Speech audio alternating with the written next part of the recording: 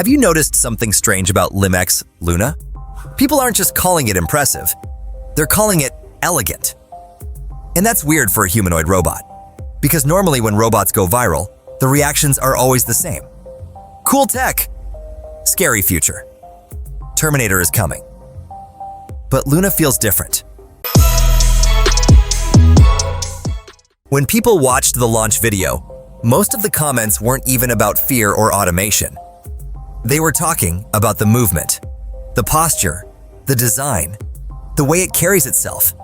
And honestly, I think LimX figured something out that a lot of robotics companies still don't fully understand. Humans don't connect with machines because they're powerful. We connect with them because they feel alive. Look at Luna for a second. The motions aren't rushed. The gestures aren't stiff. Even the way it walks beside the human model on the runway feels intentional. It's subtle, but your brain notices it immediately. And then there's the design. Instead of exposed metal everywhere and that cold industrial look, Luna uses soft materials and smooth body lines that make it feel less like heavy machinery and more like something designed to exist around people. That changes the entire vibe. It stops feeling like a factory robot and starts feeling like a presence. Even the launch itself tells you exactly what LimX wants this robot to be.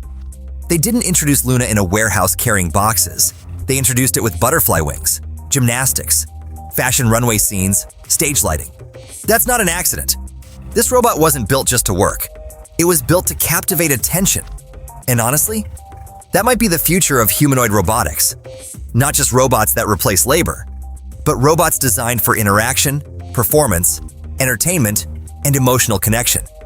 That's why Luna feels more human than most humanoid robots. Not because it looks human, but because it was designed around how humans feel when they see it. And that difference changes everything.